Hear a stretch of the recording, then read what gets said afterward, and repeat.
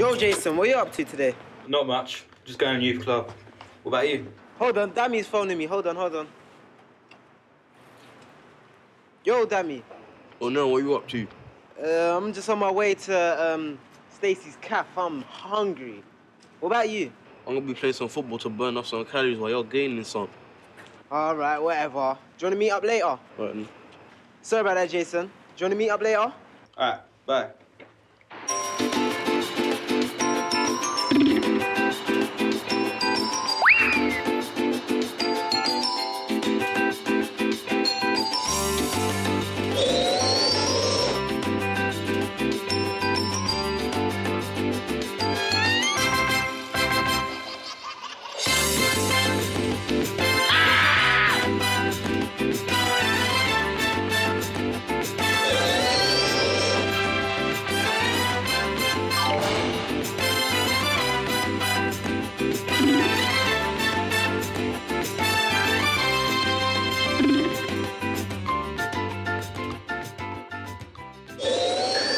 Never guess what happened to me today, guys. What happened to you? Stacey's Cafe is gone. What do you mean, gone? I mean, taken over by another company gone. I went to the youth centre, it was shut. Shut? Oh my gosh. That is mad because I went to the football pitch and it was all closed. With nothing but cars everywhere. Cars? It's now become a car park, mate. Oh my gosh. What could we have done to prevent these things? Maybe if they voted, things would have gone differently. Have your say today, and things might go your way. Every vote counts. Who is that? And what happened to our park? Yeah. Oh.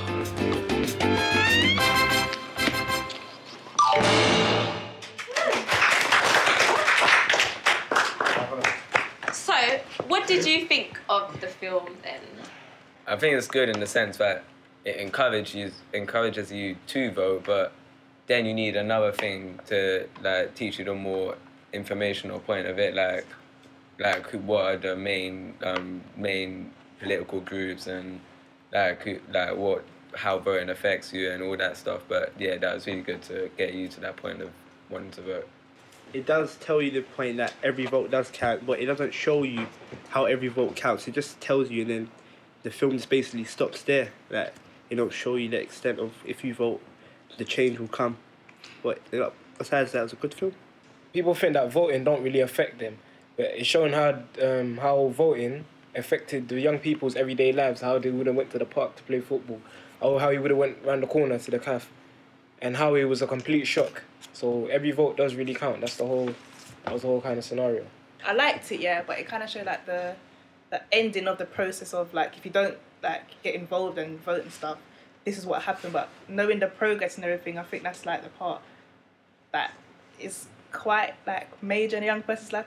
As they said, like the different parties and all the different where to go and vote, how to go and vote, why are you voting for, who else is voting. The fact that, like, if you're under 18, you can't vote. How do you feel about that?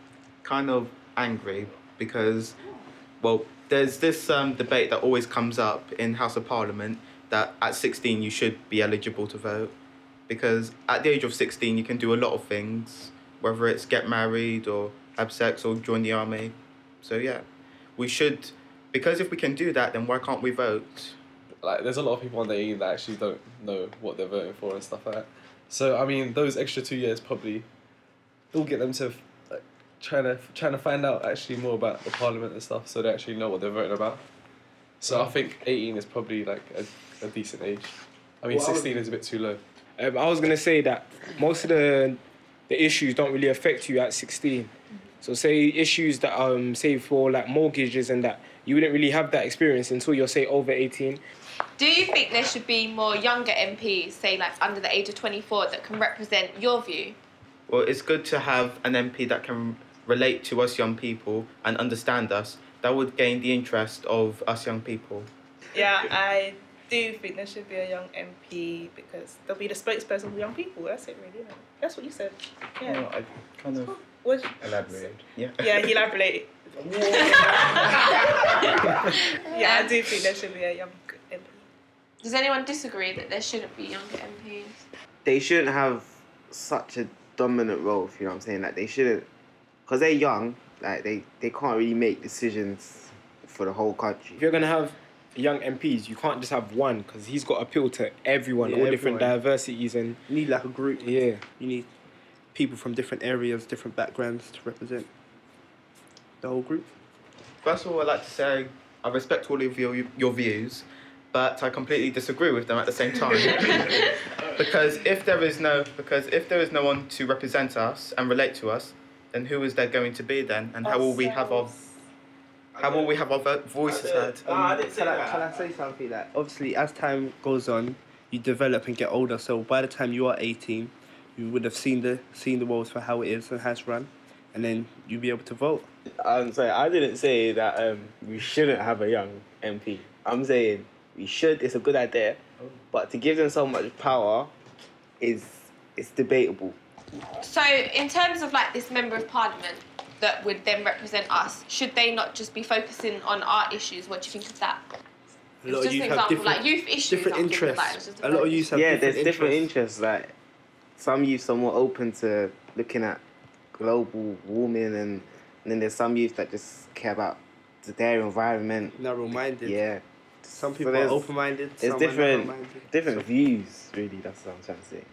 Yeah. Can't really say that youth issues, because like, what's youth issues? To me, my youth issue might be not enough Dixies, but a bit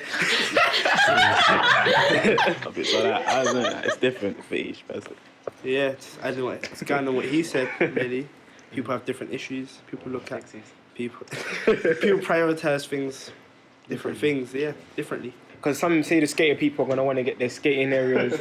Say the people that are going to want the chicken and chips is... Even the young, because you have to think, it's not just London. There's young people that live, say, in like rural areas. Like people who worry about different stuff, yeah. I'm pretty sure there'll be like more MP, like there won't just be one person, so like several people would cover several aspects of like our community. So some people will cover like youth clubs which are probably like closed down and stuff. Other people cover Dixies, like, and then there'll be different people for different sides of the community. So would you really get taken seriously if you're just a youth parliament that just focuses on, say, youth clubs? Like, no one's really gonna take you seriously. But if you're just focusing on minor stuff like that, no one ain't really gonna take you seriously. And to get your point across, it's gonna be really hard.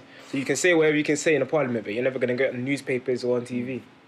Is there actually enough youth that would want to give up, like, stop education and actually live the rest of their life as like an MP? Career. Yeah. You'd honestly do that?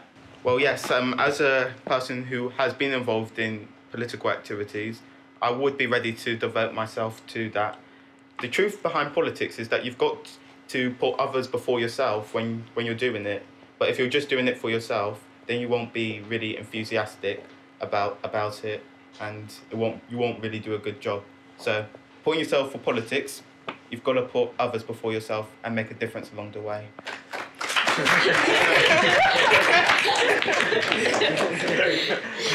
Okay, so now we're going to continue with our quiz. So if you'd like to get your cards back out. Question 6. What is a floating voter? Is it A, someone who votes tied to balloons? Is it B, someone who votes in a boat? Or is it C, someone who does not identify strongly with any one party? Please hold your cards up now. And the answer is C, someone who does not identify strongly with any one party. Question 7. What is a manifesto? Is it A, a cake recipe? Is it B, a publicised document to explain a political party's views on different issues? Or is it C, a published document on how to do crosswords? Please hold your cards up now. And the answer is B, a published document to explain a political party's views on different issues. Question 8. To vote at an election, what do you have to do? Is it A, be registered to vote? B, take your MP some cake? Or is it C, be a registered cake maker? Please hold your cards up now. And the answer is A, be registered